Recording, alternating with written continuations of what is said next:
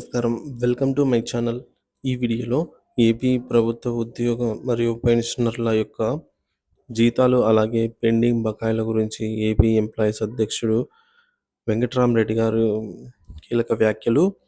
దానిపై ఉద్యోగ పెన్షనర్ల స్పందన గురించి వీడియోలో తెలుసుకుందాం. వీడియోని అయితే ఎక్కడే కానీ స్కిప్ చేయకుండా ఎండ్ వరకు చూడండి. అప్పుడే ఇన్ఫర్మేషన్ పూర్తిగా అర్థమవుతుంది. వీడియో చూస్తున్న ప్రతి ఒక్కరు వీడియోకి లైక్ చేయండి ఫ్రెండ్స్. ఈ వీడియోని తోటి ఉద్యోగ పెన్షనర్ మిత్రులతో అయితే షేర్ చేయండి. కొత్తగా మన ఛానల్ చూస్తున్నారు ఇంకా సబ్స్క్రైబ్ చేసుకోకుంటే వెంటనే మన ఛానల్ అయితే సబ్స్క్రైబ్ చేసుకోండి. దీని ద్వారా నేను చేసే లేటెస్ట్ వీడియోస్ అన్నీ మీ వరకు రీచ్ అవుతాయి. ఇక ఆలస్యం చేయకుండా వివరాల్లోకి అయితే వెళ్ళిపోదాము.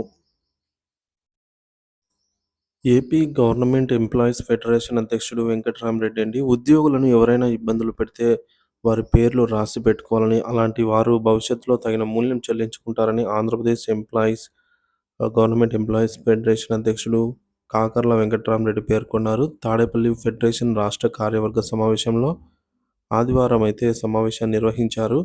ఈ సమావేశంలో అనంతరం వెంకట్రామరెడ్డి మీడియాతో మాట్లాడారు.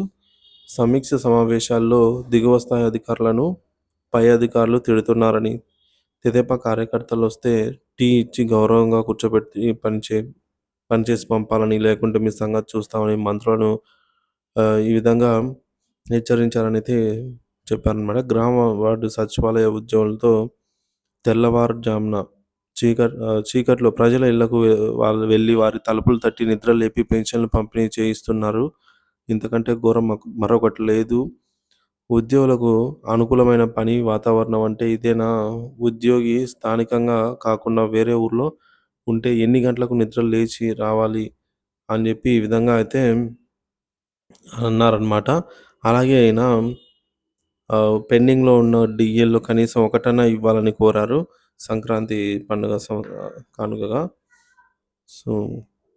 కుటుంబ ప్రభుత్వం అధికారంలోకి రాగానే ఐఆర్ ఇస్తామన్నారు, వెంటనే అమలు చేయాలని అని చెప్పేసి అన్నారనమాట. అలాగే ఈ వీడియో అయితే చూడండి ఫ్రెండ్స్, తర్వాత దీనికి వచ్చిన కామెంట్స్ గురించి తెలుసుకుందాము.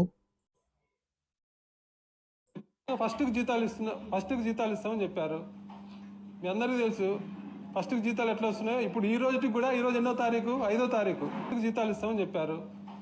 మీ అందరికీ తెలుసు ఫస్ట్కి జీతాలు ఎట్లా వస్తున్నాయో. ఇప్పుడు ఈ రోజుకి కూడా, ఈరోజు ఎన్నో తారీఖు, 5వ తారీఖు ఈ రోజుకి కూడా ఈ నెలలో ఈ కొత్త సంవత్సరం జనవరి 1 కొత్త సంవత్సరం కానుకగానే ఈ నెలలో ఉన్న 1వ తారీఖు ఇస్తారనుకున్నాం. ఇప్పుడు 5వ తారీఖు అయింది. 5వ తారీఖు అయినా ఇంకా ఇంతవరకు జీతాలు టీచర్లకు. నాకు నవంబర్ జీతం 1వ తారీఖు వచ్చింది మొన్న. 1 మంత్ లేటుగా వస్తుంది. అలాగే యూనివర్సిటీలో ఉద్యోగులకు 2 నెలలకు ఒకసారి జీతాలు ఇస్తున్నారు. మళ్ళీ 1వ తారీఖు జీతం సంగతి అలా ఉంది. చూసారు కదా ఫ్రెండ్స్, దీనికి సంబంధించి వచ్చిన కామెంట్స్ అయితే ఇప్పుడు మనం చూద్దాము. ఉద్యోగ పెన్షనర్లు ఈ విధంగా అంటున్నారండి. పనికి మాలిన పిఆర్సీ కట్టబెట్టిన పెద్ద మనిషి, చరిత్రలో ఎప్పుడు గుర్తు తెచ్చుకునే మనిషి, మన కర్మ ఇలాంటి వాళ్ళని మాటలు విన్నాం అని అయితే అంటున్నారు. ఇతను చేసిన మోసం ఎప్పటికీ మర్చిపోలేము. కర్నూలులో భుజాల మీద మోసి జేజేలు కొట్టారు. ఆయన నేను కూడా గొప్ప నాయకుడు అనుకున్నాను. ఆ రోజు ఈయన గారి మాటలు కోటలు దాటాయి, నమ్మించి అందరినీ వెన్నుపోటు పొడిచారని అయితే చెప్తున్నారు.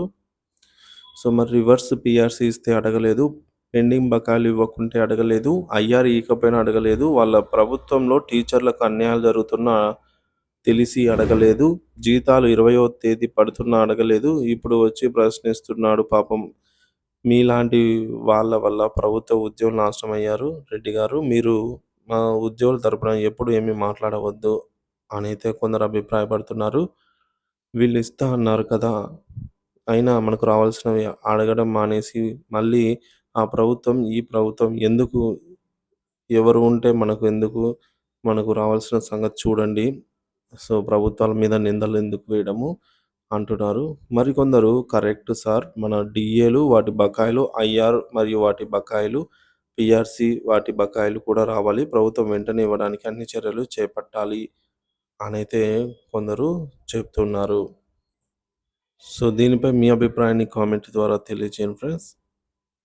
Thank you for watching this video.